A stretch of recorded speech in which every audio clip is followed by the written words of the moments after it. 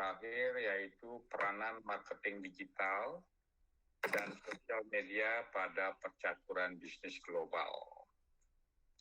Ya, diperhatikan baik-baik ya. Oke. Sekarang Bapak akan mulai. Kenapa sih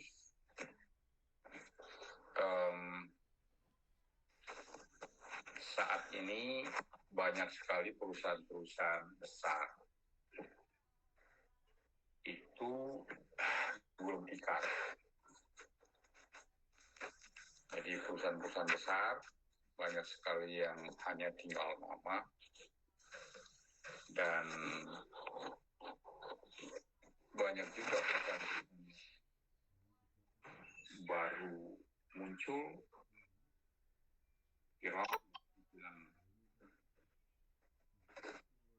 dan kenapa sih banyak sekali profesi-profesi itu mulai ditinggalkan. Ya, misalnya profesi yang dulu itu ada pengantar surat juga kerja lagi, sudah pensiun mereka sekarang sudah terpinggirkan dan tergantikan oleh semuanya digantikan oleh teknologi digital. Banyak perusahaan yang gamang atau terlambat melakukan inovasi, mendigitalisasi sistem dan manajemennya, akhirnya perusahaan itu ditinggalkan oleh konsumennya. Contoh yang paling dekat adalah ada salah satu supermarket yang cukup besar, ada di berbagai kabupaten, yang asli milik pengusaha orang Bali, yaitu Artis. Jadi Artis itu semua yang ada di Bali itu tutup semuanya, bangkrut. Ternyata usut punya usut, CEO-nya mengatakan, ownernya mengatakan bahwa kebangkrutan perusahaan itu disebabkan karena dia terlambat melakukan digitalisasi sistem manajemen perusahaannya. Dan akhirnya dia mengalami nasib yang sangat-sangat tragis dan akhirnya dia sekarang tutup habis di seluruh Bali dan di seluruh Indonesia. Nah, itu berarti demikian strategis, demikian penting kehadiran digitalisasi sistem manajemen dalam sebuah bisnis, tidak hanya perusahaan yang ada di Indonesia, tetapi juga di seluruh dunia. Pertanyaannya sekarang adalah, apa sih yang menjadi keunggulan sistem manajemen khususnya digital marketing dibandingkan dengan marketing konvensional? Apa keunggulan daripada marketing digital itu sendiri? Bapak adalah salah satu pelaku bisnis yang mana sangat-sangat merasakan demikian signifikan pengaruh daripada digitalisasi marketing itu terhadap eksistensi bisnis yang Bapak kelola. Dulu di dalam membranding sebuah produk, Bapak membutuhkan dana sekitar 1,8 M setahun untuk promosi, untuk branding, untuk markom. Akan tetapi setelah fully kita melakukan digitalisasi marketing, Bapak membentuk sebuah unit yang namanya adalah unit kreatif dan media center. Dana yang kami habiskan 1,8 M itu saat ini setiap tahunnya hampir menurun 10 kali lipat. Jadi kita hanya spending dana untuk promo itu hanya 150 juta sampai 170 juta saja. Jadi 1/10-nya. Ya. Jadi itu yang saya rasakan. Ya. Nah, jadi keunggulan daripada marketing digital dibandingkan dengan marketing konvensional, yang pertama adalah marketing digital itu bisa menjangkau konsumen lebih luas. Ya, menjangkau konsumen lebih luas. Jadi media digital atau internet itu tidak mengenal batasan ruang dan waktu. Kalau zaman dulu, constraint atau daripada bisnis global atau internasional itu adalah sangkut masalah tempat dan waktu, khususnya waktu. Di mana di Indonesia siang, mungkin di Amerika itu udah malam, di Eropa juga malam. Sehingga kita di sini berbisnis, mereka sudah mau tidur. Kita baru mulai buka toko, buka usaha, buka perusahaan, buka kantor. Mereka sudah mau tutup kantor, pulang mau istirahat.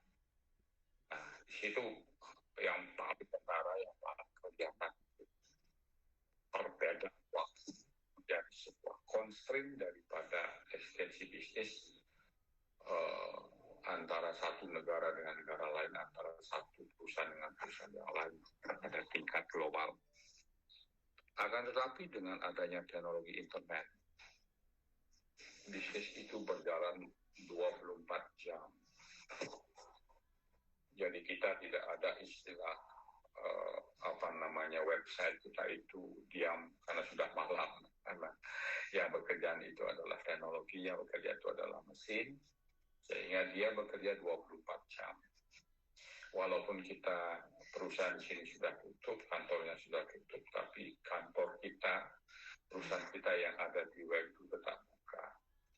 Sehingga kalau ada perusahaan atau negara yang menginginkan sebuah produk dari perusahaan kita, maka dia tinggal melakukan sebuah request pemesanan ya terhadap produknya yang barangkali besoknya itu lagi berapa jam itu sudah bisa dieksekusi oleh penjualnya. Jadi teknologi internet itu sangat-sangat berpengaruh, sangat signifikan terhadap pelancaran di dalam transaksi bisnis. Ya, dan di era globalisasi ini juga sudah tidak ada lagi batas ruang tempat, ya, jadi antara sekat antara satu negara dengan negara yang lain. Kalau dulu kita masuk ke negara lain, misalnya bapak malamnya ke Eropa, misalnya pada waktu itu ada ke Eropa mengunjungi kota Budapest, sudah itu ke Hongaria, itu boleh dibilang pada waktu itu sangat-sangat ketat sekali. Jadi kita harus turun semuanya, diperiksa paspornya, ya, dari itu kita kayak masuk di inilah untuk di bandara keluar, misalnya kita mau masuk ke negara lain. Tapi sekarang pengalaman bapak beberapa bulan melihat sepertinya tidak ada lagi pemeriksaan yang terlalu ketat. Ya, dari satu negara ke negara lain. Jadi perbatasan itu tidak seketat dulu. Karena orang sudah menyadari bahwa pergaulan global itu sudah merupakan sebuah keharusan. Jadi manusia global itu saling membutuhkan, bisnis global itu saling membutuhkan. Tidak ada lagi ini adalah daerahku, ini adalah tanahku, kalau orang masuk harus dihambat dan sebagainya, itu sudah mulai tidak ada. Nah, maka dari itu, dengan adanya teknologi internet, khususnya digital marketing itu, bisa menjangkau konsumen lebih luas. Kita memposting misalnya iklan dalam waktu detik, menit, itu sudah langsung bisa disaksikan, sudah bisa dinikmati dilihat oleh berbagai orang di seluruh dunia. Jadi tidak lagi, bayangin kalau kita masang billboard, kalau kita masang pamflet, kalau kita misalnya masang spanduk, ya berapa orang sih yang bisa lihat spanduk kita? Walaupun di dalam besar, misalnya kalau billboard, waktu tulisannya kecil-kecil, siapa sih yang baca dan sebagainya. Nah itu, berapa orang sih yang bisa baca? Efektivitasnya juga kita tidak tahu. Jadi kalau kita misalnya memasukkan iklan kita di radio, barangkali yang bisa mendengar radio kita itu, yang buka radio itu adalah orang-orang yang ada di Sarpa kita, di Pasar, di Anyar, Badung, Kabanan, yang udah di Singaja, udah anak negara radio kita, yang sangat semudah anak negara sebagainya. Itu berarti Tapi dengan adanya teknologi digital, marketing digital itu semua itu ditembus. Ruang waktu keterbatasan itu semua ditembus, semua terbuka, semua dibuka. Jadi sehingga tidak ada lagi mengenal batasan ruang dan waktu, bahkan internet menembus batasan-batasan suatu negara, yang artinya suatu pesan yang telah diunggah ke internet itu dapat dikonsumsi langsung oleh orang-orang di seluruh dunia. Anak-anakku semua, jadi itu yang pertama. Ya, keunggulan daripada marketing digital itu adalah menjangkau konsumen lebih luas. Yang berikutnya, yang kedua adalah dapat memilih target pasar lebih spesifik. Nah, misalnya produk yang akan kita publish, yang akan jadi postingan yang akan kita posting itu khusus untuk anak-anak muda. Ya, anak muda, kalau kita mau memposting ke sosial media, maka kita bisa. Untuk anak muda itu biasanya dia suka main di mana? Di Facebook, apakah di Instagram, atau di Twitter, atau di apa? Oh, ternyata anak-anak itu lebih suka dia, kalau anak muda itu di Twitter, di Instagram. Maka postingan kita itu akan sangat mengena, akan lebih cepat kena ke anak-anak muda, anak milenial. Jadi istilahnya generasi Z itu selalu menggunakan Instagram. Jadi kita bisa segmentasi untuk anak-anak muda itu bisa lebih cepat menggunakan tepat memilih sosial media. Nah, kalau kita misalnya ingin mempublish produk kita, mempromot produk kita untuk semua golongan, semua segmen, nah itu berarti kita menggunakan Facebook. Ya, Facebook itu sudah digunakan oleh berbagai lapisan, tua, muda, ya, kota, desa, ya, laki, perempuan, hampir. Jadi itu sudah umum sekali. Jadi semua lapisan, semua segmentasi masuk di sini. Ya, tapi kalau misalnya postingan kita berbasis video, ya itu akan pas sekali kalau lewat media TikTok. Ya, media TikTok boleh dibilang sebagai media yang menguasai dan paling populer 3 tahun berturut-turut di tahun berturut-turut sebagai the best, sebagai media sosial yang paling populer seperti itu. Nah, jadi contoh lagi, misalnya kita menggunakan teknologi SMS gateway. Kalau SMS gateway itu begini, misalnya kita ingin upload atau sebuah postingan tentang penerimaan mahasiswa baru, sebuah perguruan tinggi swasta atau politeknik lah misalnya. Sekarang bagaimana caranya agar orang-orang yang akan lulus SMA mereka tahu bahwa ada program beasiswa bagi mahasiswa yang mendaftar lebih awal. Ada yang mendapatkan special discount misalnya pada hari Valentine Day misalnya. Nah, itu bisa dilakukan dengan melakukan lokalisasi. Jadi misalnya kita tahu bahwa untuk di Denpasar umpama, di Denpasar itu pusat sekolah-sekolah SMA dan SMK baik negeri maupun swasta itu lebih banyak ada di jalan Kamboja, ada di Kreneng, ya, dan sekitar. Nah, maka dari itu setiap perempatan yang ada di sana misalnya Catur Muka, semua kan orang lewat ke sana sekolah. Ya, pada waktu pulang juga lewat ke situ dan sebagainya. Di Pukutan Badung itu misalnya di lapangan Badung, misalnya di situ. Nah, di situ nanti kita menggunakan teknologi SMS Gateway, bekerjasama dengan Telkomsel. Setiap orang yang lewat di perempatan itu, di jalan itu, dia dapat mendapatkan SMS. Dia mendapatkan notifikasi dari Samsung, dari Telkomsel tentang postingan kita, tentang promo kita. Jadi begitu lewat di jalan itu langsung kling gitu ya. Dapatkan beasiswa sebanyak 5 juta untuk 100 pendaftar yang pertama. Atau Starbucks misalnya, dia mau melakukan promo bahwa hari Jumat, jadi hari Jumat mendapatkan special discount. Misalnya taburi misalnya, atau misalnya Sushi Pay, itu misalnya ngadain program bahwa hanya semua plate itu harganya 16.000 untuk hari Sabtu dan Minggu dan tanggal 19. Nah, model informasi seperti itu kalau dipasang sepanduk di depan restoran mungkin hanya beberapa saja orang. Tapi kalau diposting menggunakan SMS gateway, ya seperti Starbucks, jadi orang misalnya lewat, misalnya ada di Kute, di perempatan Kute, misalnya di perempatan di Gatong Ngurah Rai, pling, langsung dia dapat message. Ya,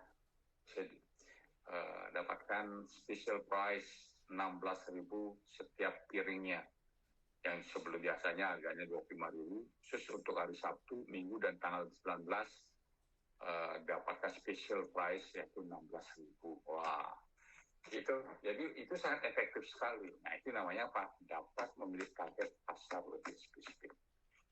Ya, seperti itu. Yang lainnya adalah hasil capaian lebih terukur. Anak-anakku semua, itu hebatnya marketing kita. Kita ngabisin biaya promo misalnya berapa. Kira-kira dengan promo sekian, efektif kita. Segala sesuatu bisa kita ukur. Apakah keluar dana misalnya 10 juta, mendapatkan lebih daripada itu atau kurang daripada itu. Misalnya promo untuk program beasiswa tadi, misalnya, untuk meningkatkan jumlah calon mahasiswa masuk di perguruan tinggi swasta. Kemarin misalnya kita menggunakan sosial media berbayar, ya tidak menggunakan yang genuine tetapi berbayar, sehingga ininya itu cepat gitu loh ya, kelas ini cepat. Kita bisa tahu dari mana ya. Yang pertama kita bisa tahu misalnya dari impression. Jadi impression itu berapa kali sih konten yang kita posting, yang kita tampilkan di layar, itu di view, ya, di di share, dinikmati, di view, dibuka, ya, ditayangkan. Itu bisa kita tahu sejauh mana menariknya postingan kita. Kalau postingan kita sangat menarik, inspiratif, ada something seperti itu, maka cepat sekali ininya, impressionnya itu. Ya, jadi dibuka, terus di view dan sebagainya. Ya, dan selanjutnya kita juga akan tahu jumlah total orang yang melihat postingan kita. Berapa orang, berapa kali bisa, berapa yang like, berapa yang view dan sebagainya. Subscribernya berapa naik, berapa tidak. Itu istilahnya ada reach. Ya, jadi ada impression, ada reach. Orang melihat itu punya reaksi apa tidak. Reaksi itu bisa dilihat dari segi apa, dari segi like-nya, komennya dan sebagainya. Jadi ada istilahnya algoritmanya itu, ya. Jadi jumlah reaksi, komentar dari sebuah postingan itu bisa juga diukur. Itu istilahnya engagement-nya. Jadi tingkat engagement-nya daripada postingan kita itu tinggi tidak. Dan yang lebih keren lagi adalah kita bisa mengetahui berapa banyak yang melakukan kunjungan terhadap postingan di media sosial kita, viewer kita. Bahkan juga dapat diketahui istilahnya berapa banyak yang melakukan pembelian. Nah, itu. Jadi dari orang yang view, sudah gitu bereaksi, sudah gitu dia ini lagi dan sebagainya. Berapa orang yang melakukan eksekusi sampai membeli produk, itu bisa diukur juga. Maka dengan sosial media kita akan tahu tingkat impression-nya, tingkat reach-nya, engagement-nya, conversion rate-nya, dan sebagainya. Nah, itu berarti bahwa dengan menggunakan teknologi digital, khususnya marketing digital, kita bisa mengetahui hasil capaian dari promo kita, dari dana yang kita keluarkan. Oh, ternyata dengan postingan ini kita telah begitu kita waktu dia mendaftar, kamu dapat informasi tentang politeknik dari mana. oh saya dapat ini dari ini, oh saya dapat ini dari internet, saya dapat dari sosialisasi. Ternyata sebagian besar mereka tahu tentang politeknik itu dari internet, ya, dari postingan-postingan, dari konten-konten yang diposting politekniknya. Jadi kita akan tahu return of investment-nya di pengembalian daripada investasi promo kita, biaya marketing kita, sejauh mana efektivitas daripada ininya, ya, promonya dan sebagainya. Artinya perusahaan dapat menghitung pendapatan yang diperoleh dibandingkan dengan biaya yang dikeluarkan khususnya untuk biaya pemasaran atau biaya promosi. Ya, jadi seperti itu. Yang ketiga, jadi yang keempat adalah penyampaian informasi lebih cepat. Ya jelas. Anda bisa bayangkan bagaimana kalau kita mempromokan produk kita menggunakan billboard, ya, menggunakan spanduk, menggunakan brosur. Seberapa cepat brosur itu bisa sampai ke tangan orang dan membacanya.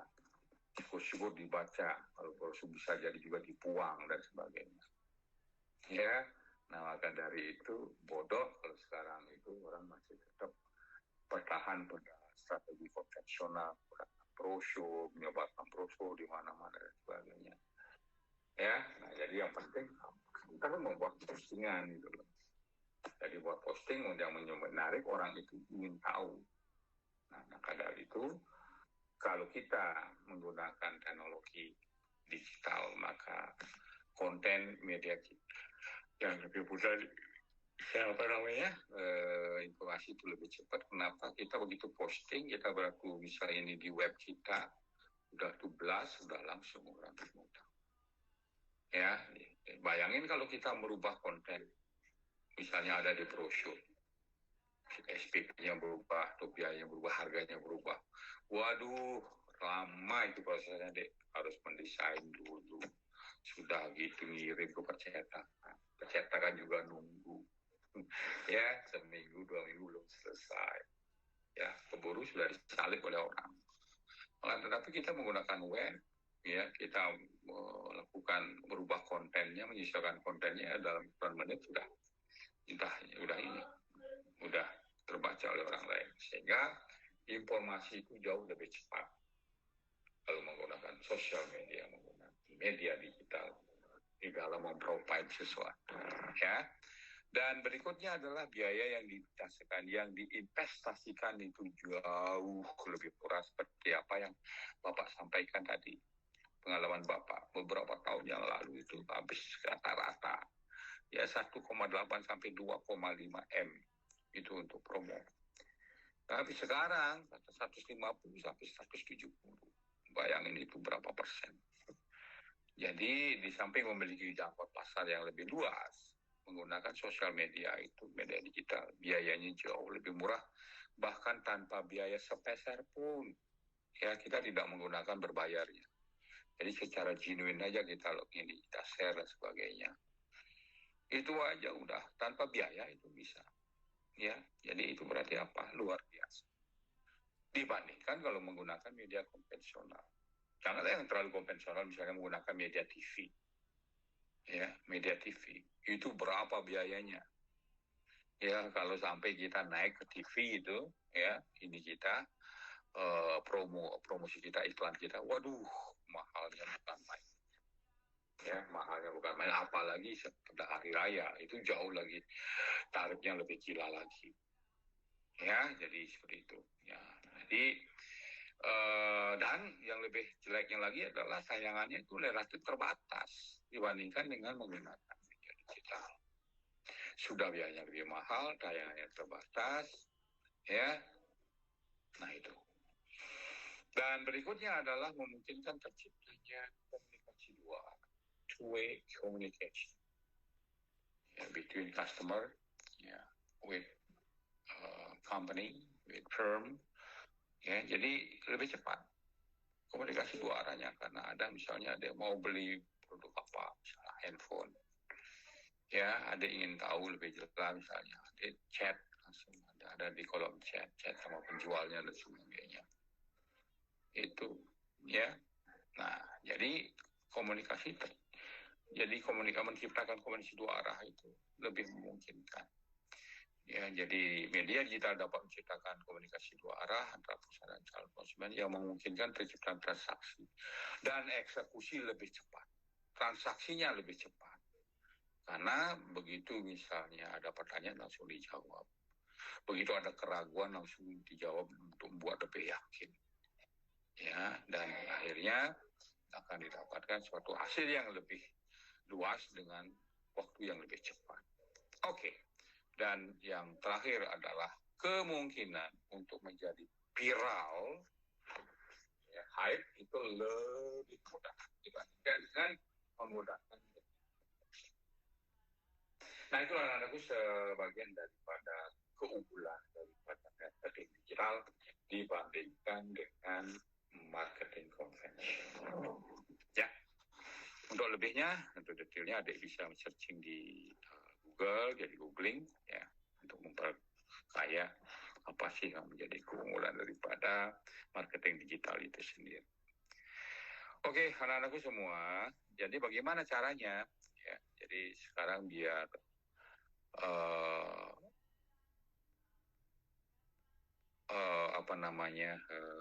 strategi-strategi yang digunakan di dalam melakukan digital marketing itu sendiri. Apa media, apa yang digunakan agar efektif dari digital kita, marketing kita.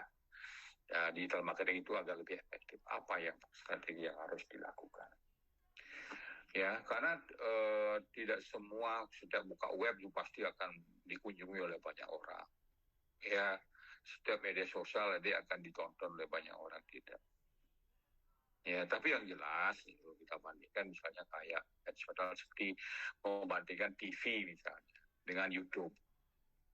Ya, kalau bisa misalnya kayak Net TV itu pasti bisa populer di mata anak-anak muda. Itu butuh investasi berapa triliun itu. Berapa lama itu. Berapa tenaga kerja yang dibutuhkan. Berapa jenis teknologi yang dibutuhkan. Dibandingkan kalau adik membangun YouTube. Oh, coba adik ya membangun YouTube ya. Nah, sekarang itu anak-anak kan lebih prefer dia nonton YouTube dibandingkan. Ya, jadi YouTube itu gampang, hanya bermodalkan mic ya, bermodalkan buat konten dan sebagainya, ya udah ya itu. Jadi begitu gila perbandingan antara media konvensional dengan media digital. Nah, strategi yang digunakan agar web kita itu banyak pengunjungnya, maka bagi perusahaan keberadaan website itu diibaratkan seperti rumah ya, seperti toko ya, warung atau seperti stand dan sebagainya. Ada beberapa hal yang perlu diperhatikan di dalam membangun website agar keberadaannya bisa menjadi media komunikasi digital yang atraktif, interaktif, dan efektif. Yang pertama, website kita itu upayakan ya jadi user friendly, jadi gampang untuk digunakan. Ya, jadi udah itu gampang untuk dikontak, susah. Ya, udah itu kontennya fresh. Jadi konten tahun-tahunan tidak diganti-ganti gitu. Jadi freshnya, kontennya fresh, clean and direct, informasional dan sebagainya. Jadi website itu jangan sampai dari tahun ke tahun tetap gitu-gitu. Informasinya tidak ada yang diupgrade, tidak ada yang diupdate. Ya ada nanya sampai sekian bulan dan dijawab-jawab dan sebagainya. Lebih baik jangan buat website. Ya, nah berikutnya adalah bagaimana caranya agar web kita itu banyak dikunjungi oleh orang. Maka ada teknologi yang kita gunakan yang sering disebut dengan search engine optimization. Nah, jadi search engine optimization itu adalah bagaimana caranya begitu orang googling, begitu orang mencari alamat atau mencari nama sebuah produk atau sebuah perusahaan, kita sudah berada perusahaan kita di halaman pertama. Karena pada umumnya orang psikologinya itu malas kalau dia melihat di halaman kedua, ya kecuali dia ngepercali sebuah produk perusahaan, di halaman 1 ada baru dia ke halaman 2. Psikologinya seperti itu. Maka sekarang bagaimana kita berlomba-lomba, kita gunakan teknologi SEO. Ya, jadi SEO itu adalah search engine optimization yang nantinya bisa membuat website kita, ya, postingan kita ada di halaman mereka. Nah, jadi berikutnya adalah yang digunakan oleh para pebisnis, ya, yaitu menggunakan Google AdWords, ya. Jadi Google AdWords itu merupakan layanan iklan yang disediakan oleh Google, ya, namanya AdWords, advertising, word advertising, ya, dan Google. Biasa Google, di mana layanan ini lebih fokus pada penggunaan internet yang mencari sebuah keyword. Ya, misalnya kalau Bapak Asta, Kosala, Kosali, ketik Asta aja udah langsung Kosala, Kosali, Asta Bumi, Asta apa gitu loh. Nah, itu dengan menggunakan istilahnya keyword. Jadi itu Google AdWords, ada yang direct email marketing, dan ada social media. Nah, jadi social media, tentu seperti Bapak yang katakan tadi, Bapak tidak perlu jelaskan lebih jauh karena kalian sudah sangat paham tentang itu. Nah, itulah strategi yang digunakan oleh perusahaan strategi digital di dalam membuat promonya itu lebih efektif. Berikutnya adalah sebelum kalian presentasi ada beberapa cara di dalam meningkatkan traffic di website perusahaan seperti apa yang sudah Bapak jelaskan tadi, bahwa konten daripada website sebaiknya up to date dan tidak terlalu banyak scroll halaman. Ya, ingat tuh, manusia itu harus dimanjakan. Teknologi itu diciptakan untuk memanjakan, easier, faster, and cheaper. Jadi jangan bikin menjadi susah gitu, scroll sampai bosan dan sebagainya. Jadi upayakan tidak terlalu scroll dan sebagainya. Dan lengkapi konten website dengan audio visual video. Jadi orang lebih prefer menonton video. Makanya TikTok itu bisa menjadi media sosial media yang terpopuler 2 tahun, 3 tahun berturut-turut ya. Kenapa? Karena dia berbasis video. Nah, jadi seperti itu. Nah, jadi artikelnya juga sebaiknya dibuat menarik. Ya, misalnya ya judulnya seperti ini, judul artikelnya. Akhirnya Anies Baswedan sudah menemukan bakal calon wapresnya. Nah, itu judulnya keren tuh.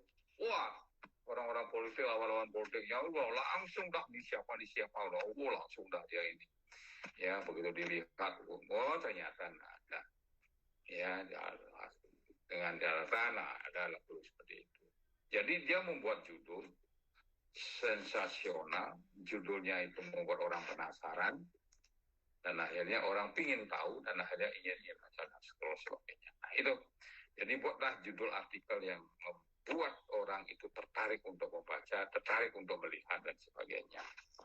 Dan berikutnya adalah tingkatkan kecepatan web. Jangan sampai website kita itu lemot, lama. Orang sampai ngantuk-ngantuk, nunggu muncul dan sebagainya. Itu udah parah gitu. Ya, buatlah website yang kencang begitu, langsung bersih langsung itu. Pastikan website kita sangat responsif, ya, jangan sampai ada pertanyaan lama dijawab, ada permintaan tidak pernah ditindaklanjuti dan sebagainya.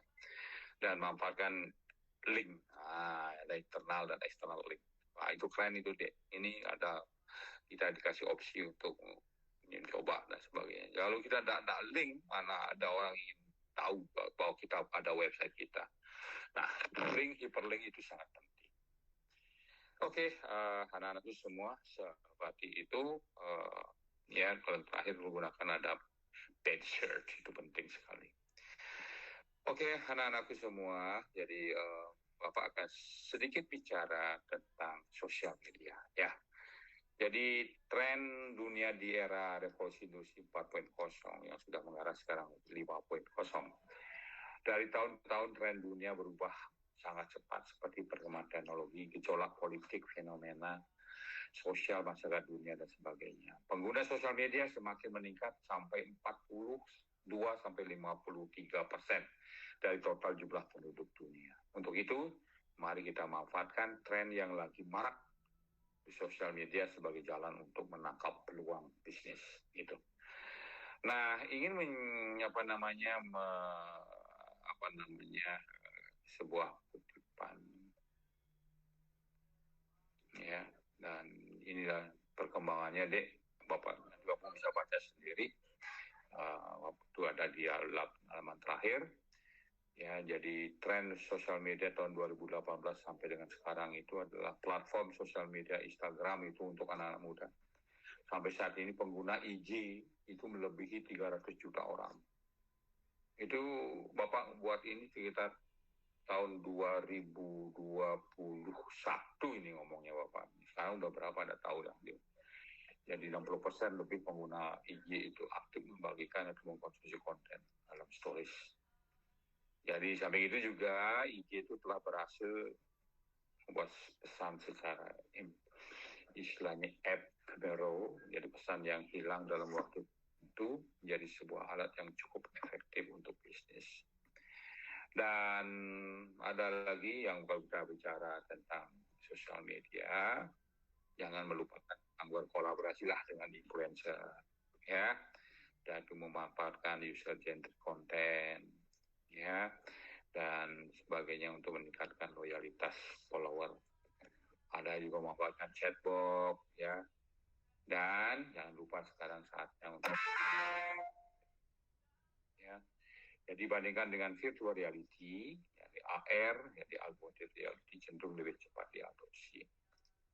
Ya, kalau virtual reality itu misalnya ada bisa menjelaskan tentang pariwisata berbasis virtual. Jadi orang sebelum berkunjung ke objek wisata dia udah tahu 10 menit tentang objek wisata itu sendiri. Itu pentingnya ya virtual reality.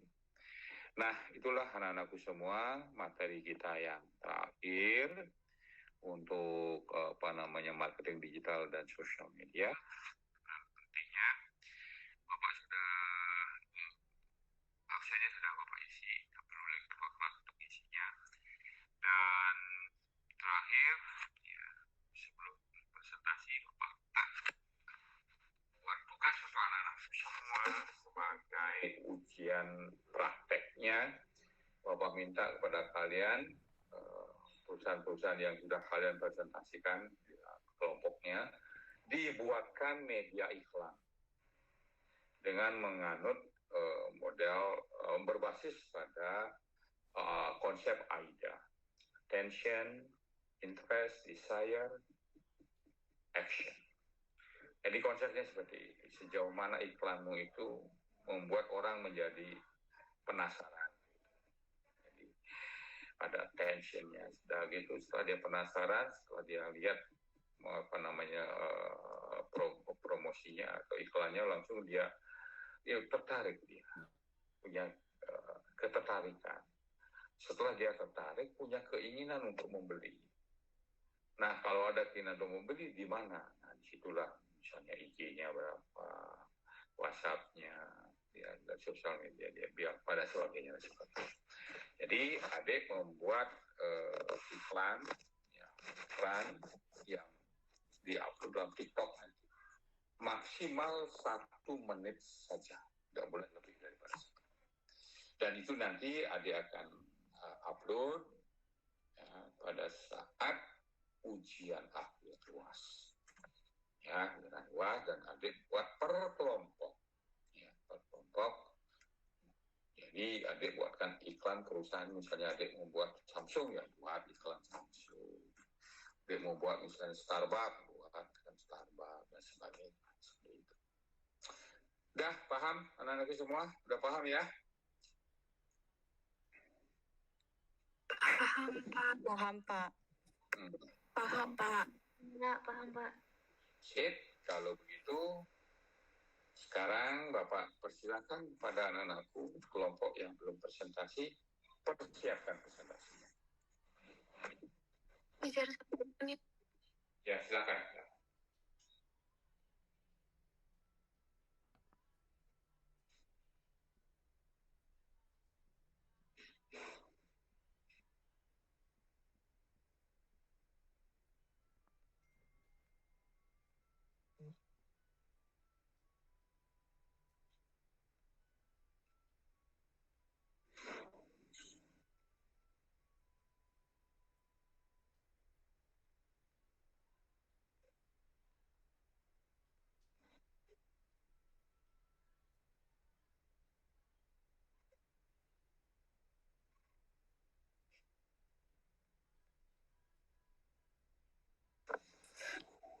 Semangat pagi, Pak Sarjana.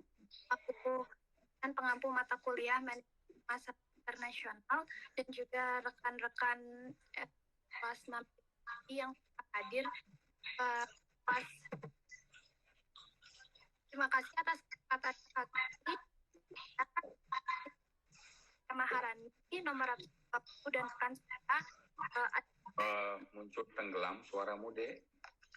Bagaimana, Pak? Muncul tenggelam suaranya, coba diperbaiki posisinya.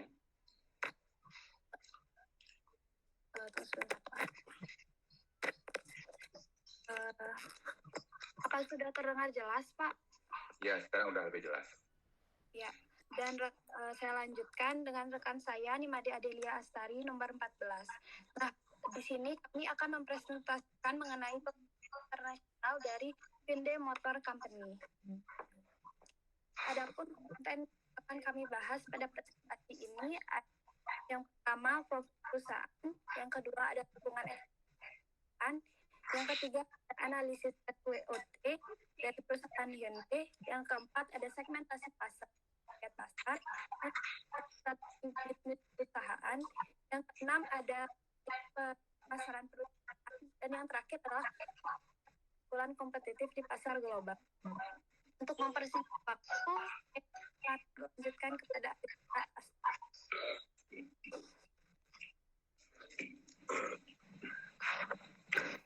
Baik, terima kasih atas waktunya. Saya Adelia Astari, izin melanjutkan presentasi.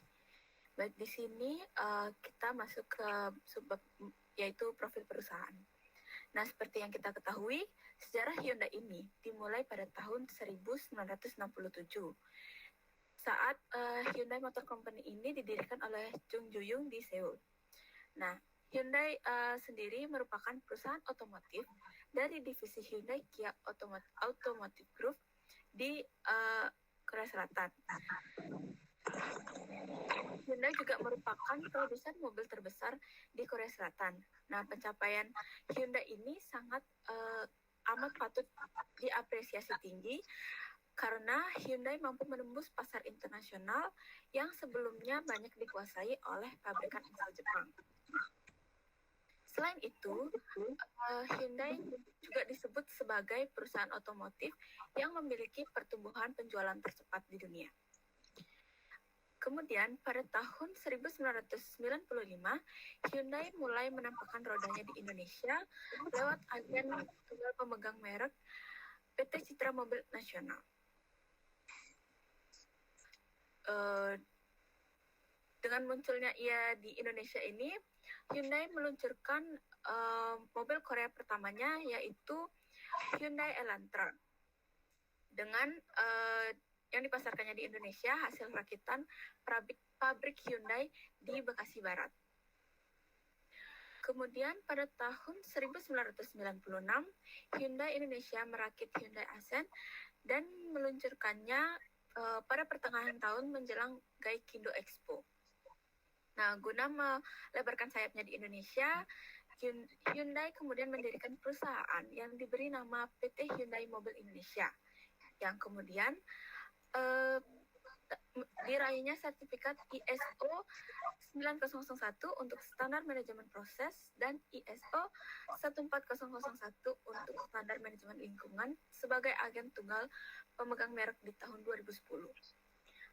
Nah, atas keberhasilan ini, Hyundai Motor Company memberikan kepercayaannya kepada PT Hyundai Mobil Indonesia sebagai basis produksi Hyundai H-1 untuk pasar regional Asia. Next. Baik, ini saya akan melanjutkan mengenai lingkungan eksternal dan internal perusahaan. Yang pertama yaitu ada lingkungan eksternal, dibagi menjadi 5. Yang pertama ada faktor ekonomi, contohnya yaitu nilai tukar mata uang dan pertumbuhan ekonomi, sehingga dapat mempengaruhi permintaan konsumen terhadap kendaraan bermotor dan ketersediaan modal.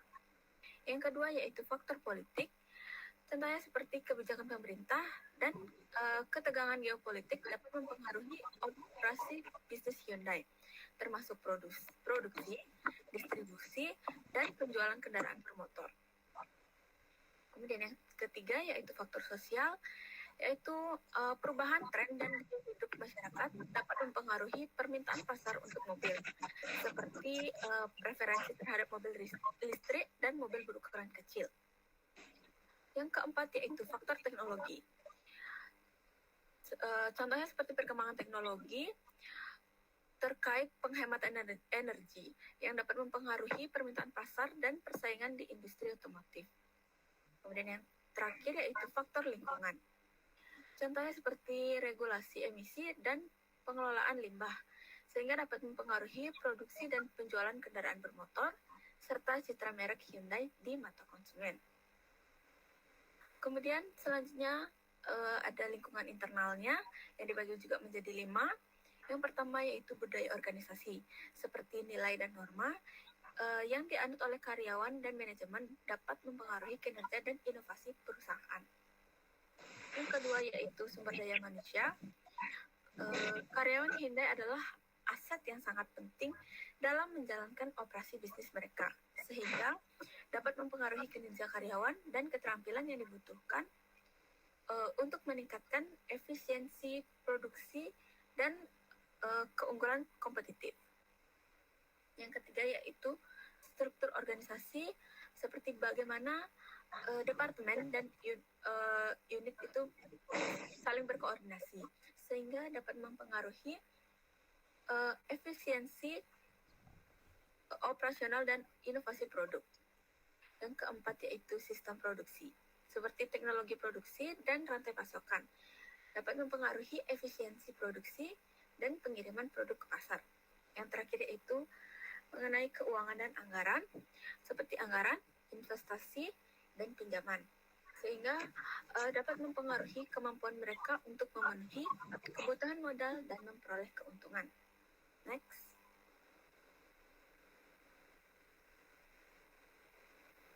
Baik, saya melanjutkan ke analisis SWT. Yang pertama yaitu sistemnya ada 3, yaitu memiliki sumber daya manusia yang berkualitas dan handal. Seperti yang kita ketahui, perusahaan Hyundai ini mengirim pegawainya seperti ke luar negeri seperti Korea untuk mengikuti pelatihan khusus agar menjadi tenaga kerja yang handal dan menjadi sumber daya manusia yang berkualitas tinggi. Yang kedua yaitu memiliki mesin-mesin dan peralatan pendukung kegiatan operasi yang modern dan canggih. Nah, dengan adanya ini diharapkan meminimkan presentase terjadinya produk gagal atau cacat. Kemudian yang ketiga yaitu layanan purna jual yang baik. Di sini berupa service kontrak, emergency call service, dan jaminan ketersediaan suku cadang. Selanjutnya weakness itu ada 3. Yang pertama, belum luasnya jaringan Hyundai sehingga membatasi pangsa pasar.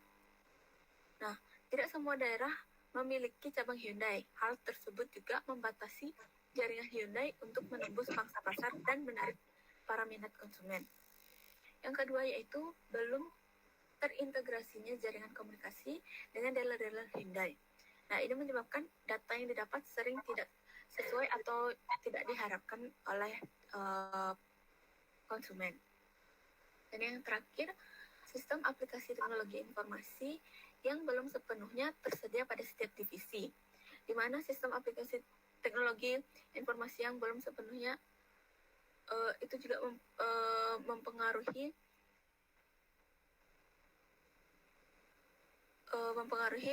minat para konsumen. Selanjutnya untuk opportunities, di sini ada 2, yaitu banyaknya Hyundai mengeluarkan produk-produk baru dengan harga yang terjangkau. Maka produk-produk Hyundai ini bisa dipakai oleh segala jenis kalangan masyarakat. Kemudian untuk yang kedua, pangsa pasar yang masih luas dan terus berkembang. Jadi hal ini menyebabkan minat masyarakat akan produk-produk yang dihasilkan oleh perusahaan ini masih dapat terus ditingkatkan. Dan yang terakhir, kita masuk bagian trades, yaitu ada 2 juga, di mana yang pertama persaingan yang mempunyai orientasi pemasaran dan penjualan yang lebih luas dan perluasan usaha di masa depan. Dan yang terakhir itu banyaknya perusahaan yang sejenis mengeluarkan produk baru dengan kualitas dan model yang bagus dengan harga yang terjangkau sehingga dapat menarik minat konsumen. Baik, itu sekian presentasi dari saya. Saya lanjutkan ke Nandita. Terima kasih. Ya, nomor berapa, Teh? Saya nomor absen 14, Pak. Oke. Berikutnya. Baik, saya Nandita akan melanjutkan presentasi dengan materi segmentasi pasar. Segmentasi pasar yang dilakukan oleh Hyundai merupakan pengelompokan konsumen yang akan memudahkan Hyundai untuk merancang strategi pemasaran dan menentukan target pasar sehingga kebutuhan konsumen ini akan mudah dipenuhi. Di sini Hyundai mengelompokkan menjadi 4 kelompok segmentasi. Itu yang pertama ada demografi. Ini Hyundai menggunakan segmentasi ini untuk Pak, masih terdengar suara saya? Masih. Ya, di sini Hyundai menggunakan segmentasi ini untuk menentukan target pasar mereka yang terdiri dari usia menengah, kemudian juga pendapatan yang menengah, kemudian memiliki gaya hidup yang aktif, serta konsumen yang telah menikah dan memiliki keluarga. Seperti di sini Hyundai mengeluarkan yang namanya produk Kona elektrik. Produk Kona elektrik ini adalah produk ramah lingkungan dengan memiliki teknologi yang bagus dan juga ini cocok untuk digunakan untuk keluarga. Selanjutnya yang kedua, ini adalah diskografi, di mana Hyundai ini mensegmentasikan pada konsumen yang memiliki gaya hidup aktif dan serta Hyundai ini memfokuskan diri mereka pada konsumen yang memperlihatkan kualitas dan nilai dari merek yang dari merek Hyundai.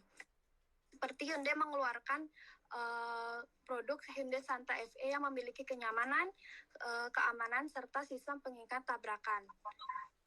Ya, di sini berdasarkan geografi, di mana Hyundai melakukan penjualan produk mereka dan di setiap pasar, di setiap kondisi pasar di daerah. Dan juga Hyundai mempertimbangkan perbedaan dan preferensi konsumen. Nah, di sini Hyundai mengeluarkan yang namanya Hyundai Tucson versi Amerika Serikat yang memiliki fitur yang berbeda dengan Korea. Yang dimana Hyundai Tucson Amerika Serikat audio yang lebih baik dan juga sistem keamanan yang selain itu Hyundai juga mengeluarkan pasar tertentu seperti di Amerika dan Eropa. Ini Hyundai mengeluarkan namanya produk Hyundai Accent untuk pasar Amerika dan Hyundai Accent ini memiliki bodi yang digunakan untuk pasar di Amerika dan Eropa. Selanjutnya yang keempat, yang terakhir adalah perilaku konsumen. Perilaku konsumen ini dilakukan oleh Hyundai untuk memahami bagaimana perilaku penggunaan dan tujuan penggunaan. Nah, Hyundai sendiri mengeluarkan asuransi, jadi mana Hyundai asuransi ini memberi terhadap keselamatan dan pelayanan serta sehingga konsumen ini akan percaya terhadap selanjutnya yaitu target pasar dari Hyundai. Target pasar dari Hyundai ini yang pertama adalah millennials. Hyundai menargetkan generasi yang lebih muda dengan mobil yang dirancang untuk gaya hidup aktif dan muda. Nah, mobil yang dikeluarkan oleh adalah Kona elektrik, teknologi serta ramah lingkungan.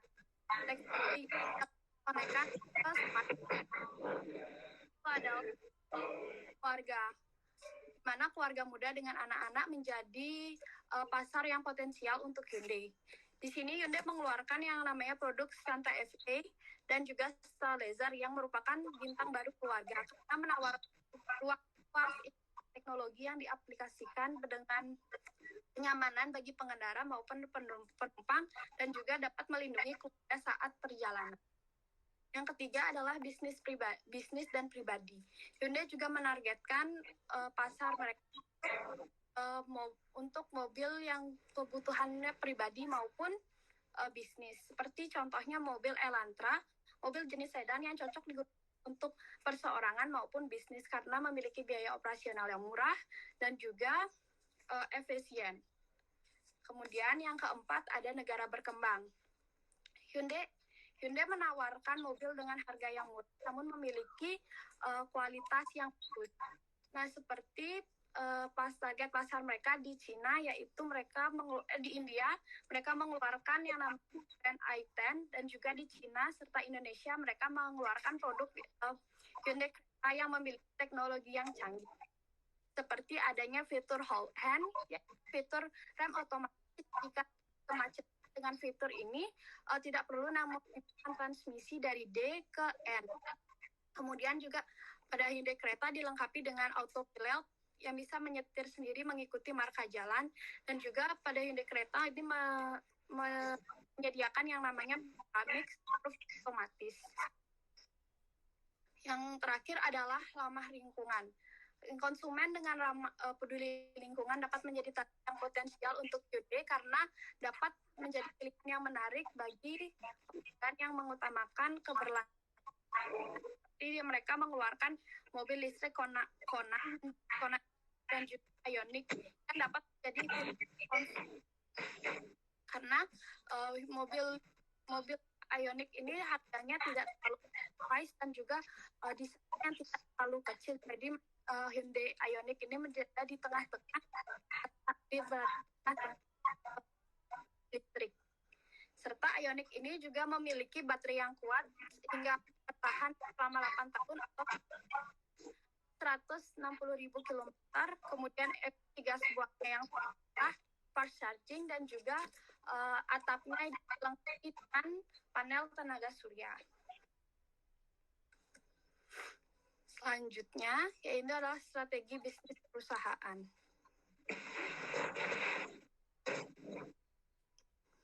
Belum terlihat ya, Pak?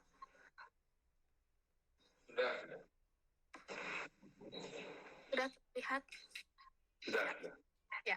Jadi selanjutnya untuk strategi bisnis perusahaan Hyundai. Yang pertama ada diferensiasi produk, di mana satu strategi Hyundai adalah diferensiasi produk. Hyundai mengembangkan berbagai jenis mobil, mulai dari mobil ekonomi, kemudian hingga mobil kelas mewah. Selanjutnya juga dia mengembangkan mobil listrik dan juga kendaraan otonom. Yang kedua ada inovasi teknologi, mana Hyundai selalu berinovasi mengembangkan teknologi dalam mobil mereka. Misalnya dengan mereka telah memperkenalkan namanya sistem atau teknologi yang memungkinkan pengemudi untuk mengendalikan mobil mereka dalam jarak jauh menggunakan aplikasi seluler. Selain itu, sistem tooling ini juga dapat mengirimkan sinyal darurat apabila terjadi kecelakaan atau kecelakaan pada mesin. Dan tooling ini akan dengan call center Hyundai, dan dari call center Hyundai ini dapat melacak mana mobil kita jadi gangguan tersebut. Kemudian yang ketiga ada global. Hyundai memperluas negara akuisisi perusahaan lain. Seperti mereka telah mengakuisisi perusahaan Amerika Serikat, yaitu Boston Dynamics, yang merupakan perusahaan yang mengembangkan robot dan teknologi. Di sini Hyundai berkolaborasi dengan Boston Dynamics ya, dengan membuat robot bernama DAL-E. Jadi mana DAL-E sendiri merupakan kepanjangan dari Drive You, Assist You, Link with Your Experience. Robot ini dirancang untuk memberikan bantuan layanan paduan informasi kepada pelanggan seperti pemesanan dan juga informasi produk. Nah, selanjutnya yaitu Hyundai strategi pemasaran strategi bisnis dari perusahaan Hyundai adalah penekanan pada kualitas. Di mana salah satu ciri Hyundai adalah produk kualitas produknya yang baik dan harganya juga yang terjangkau. Itu terjadi di Hyundai. Selanjutnya terakhir adalah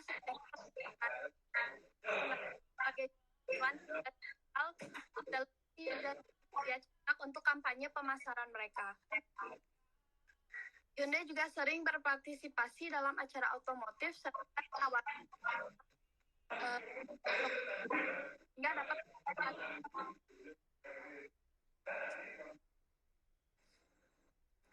selanjutnya ini untuk strategi pemasaran Hyundai. Yang pertama ada diferensiasi produk. Karena Hyundai telah meluncurkan berbagai model mobil yang dikustomisasikan di pasar lokal di berbagai negara untuk menyesuaikan preferensi konsumen dan tuntutan regulasi dan infrastruktur jalan. Yang kedua adalah Hyundai menjalin kemitraan dengan perusahaan lokal di beberapa negara untuk meningkatkan pemasaran dan mereknya. Selain itu, Hyundai juga mensponsori beberapa acara olahraga dan juga olimpiade.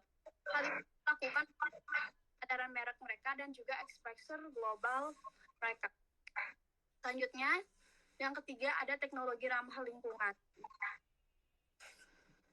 Hyundai fokus pada teknologi ramah lingkungan, mobil listrik dan hidrogen di beberapa pasar global dalam rangka untuk mengurangi dampak pada lingkungan, dan Hyundai sendiri memperkuat branding mereka sebagai produsen mobil ramah lingkungan. Yang keempat ada digital marketing mereka. Hyundai menggunakan platform digital marketing mereka fasilitas mereka di pasar internasional. Kampanye pemasaran digital Hyundai ini mencakup penggunaan media sosial seperti TikTok dan Instagram. Kemudian situs web, aplikasi software yang untuk menjangkau konsumen. Selanjutnya yang terakhir adalah penawaran dan promosi. Dia di sini menawarkan penawaran dan promosi untuk kanal untuk menarik pelanggan baru dan juga mempertahankan pelanggan lama. Di mana program dari promosi dan penawaran khusus ini seperti adanya diskon pembelian, yang kedua ada juga program trade-in, yang ketiga ada program perawatan.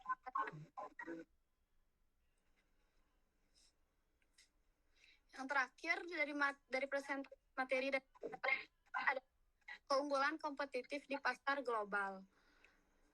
Yang pertama itu ada fokus pada kualitas dan di mana Hyundai ini telah melakukan perubahan besar atas kualitas dan produk desain mereka. Dan di mana produk-produk Hyundai sekarang telah terlihat mewah dan juga elegan. Yang hal ini dilakukan untuk memenuhi tuntutan pasar global makin berat.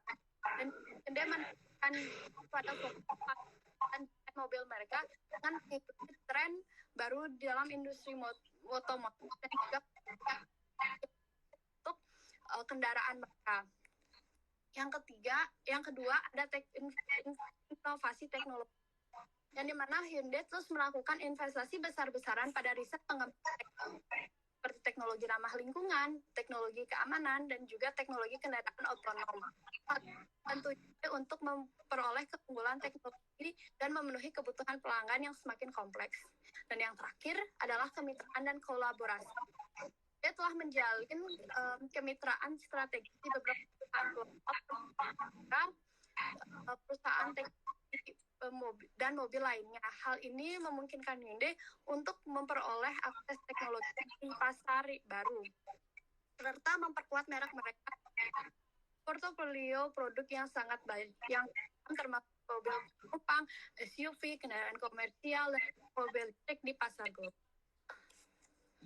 Baik, itu dari kelompok kami. Apakah yang masukan dari Bapak?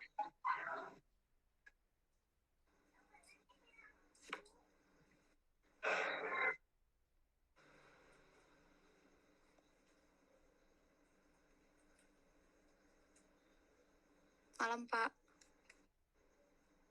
Ya. Sudah, Pak. Berdua aja? Iya, Pak.